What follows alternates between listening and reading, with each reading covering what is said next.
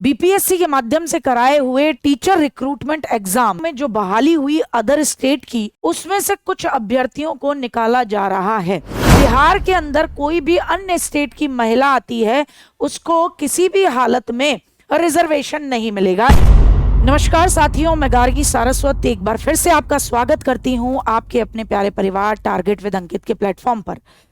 एक बहुत ही गजब की सूचना है, अजीब सूचना है, विचित्र लगेगा, बताऊंगी क्यों लगेगा विचित्र। बिहार से आ रही है। बीपीएससी के माध्यम से कराए हुए टीचर रिक्रूटमेंट एग्जाम यानी टीआरई 1.0 और 2.0 में जो बहाली हुई अदर स्टेट की, उसमें से कुछ अभ्यर्थियों को निकाला जा रहा है। अब आपको सुनकर बड़ी हैरानी लगेगी, आप शायद इसको इस बात से रिलेट करें कि एक तरफ जांच चल रही थी कि टीआरई 3.0 में जो लोग शामिल थे, जिन्होंने पेपर लीक कराने का काम किया, क्या वही माफिया जो था, क्या 1.0 में भी कुछ लोगों की अभ्यर्थियों की नियुक्ति कराई थी या 2.0 में भी नियुक्ति कराई थी, तो शायद वो लोग निकाले जा रहे होंगे। तो ऐसा कुछ नहीं है। मैंने आपको 2 दिन पहले एक सूचना दी थी कि भाई बिहार के अंदर जो उच्च न्यायालय है उसने ये कहा कि आरक्षण का लाभ बिहार में महिलाओं को, उनके लिए हम किसी भी हालत में 55% मार्क्स सीटेट के अलाउ नहीं करते। तो बिहार के अंदर कोई भी अन्य स्टेट की महिला आती है, उसको किसी भी हालत में रिजर्वेशन नहीं मिलेगा, ऐसा कहा गया था।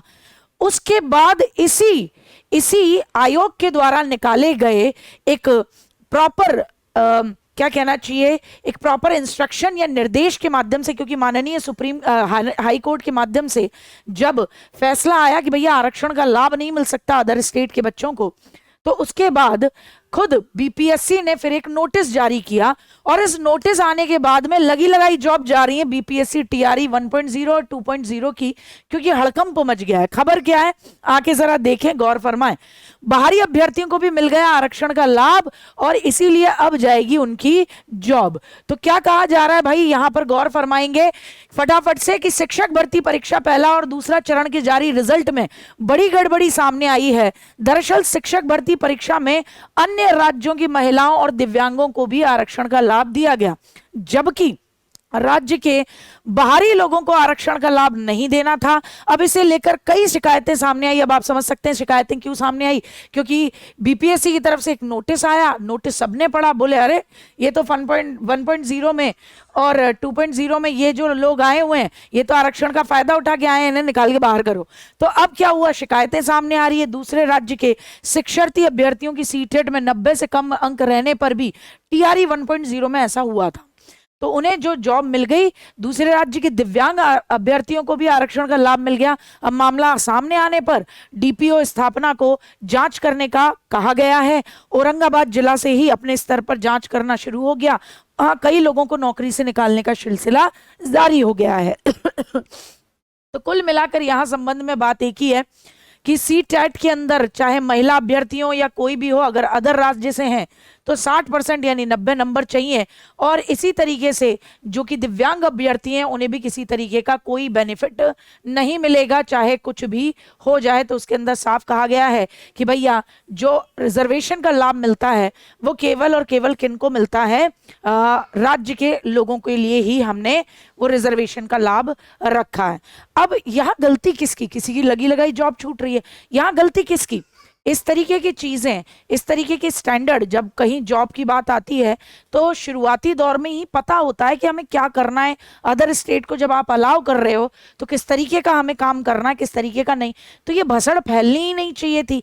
इतनी समझदारी तो आयोग के माध्यम से शुरुआती दौर में आनी चाहिए थी जब विज्ञापन निकाला गया था। अब लगी लगाई जॉब का जाना, और ये सिलसिला 1.0 पे नहीं थमेगा, 2.0 तक भी आएगा। अब तो खैर 3.0 का जो री एग्जाम होगा उसमें तो इस तरीके की बात नहीं होगी, लेकिन ये अपने आप में एक बहुत बड़ी समस्या की बात हो गई है कि इस तरीके की चीज हुई है। तो मैं गार्गी सारस्वत यहाँ आपसे विदा लेती हूँ। यही सूचना थी जो मुझे आपको देनी थी। आपकी नजर में ये ठीक करा, शुरुआती दौर में इस तरीके की चीजें इन्होंने क्लियर नहीं की, फिर जॉब लगती है, फिर बाद में दिक्कत होती है, या गलत था वो तो आप खुद ही तय करेंगे, खुद ही बताएंगे।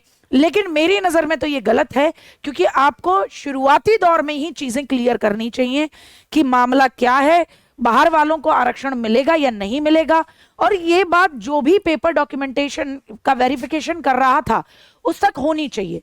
इस तरीके की चीजें गड़बड़ होनी ही नहीं चाहिए, क्योंकि देखिए मुंह को आए और आप फिर किसी से छीन लें तो ये ज्यादा बुरा है, रेदर देन कि व्यक्ति को गलतफहमी हो कि मुझे भी दावत में बुलाया गया है और बाद में पता पड़े कि निमंत्रण नहीं है। तो वो अगली बार में समझ जाएगा कि दावत में जाने के लिए कौन सा ड्रेस कोड है, मुझे क्या मेरी एलिजिबिलिटी होनी चाहिए। लेकिन ये जो हुआ ये गलत था। ठीक है, तो बहुत बहुत धन्यवाद। मैं गार्गी सारस्वत अब आपसे विदा लेती हूं। आगे जो भी खबर होगी मैं आप तक जरूर पहुंचाऊंगी। जय हिंद, जय भारत, अपना ध्यान रखें और बीपीएससी टीआरई 3.0 और 4.0 की तैयारी में जुटे रहें।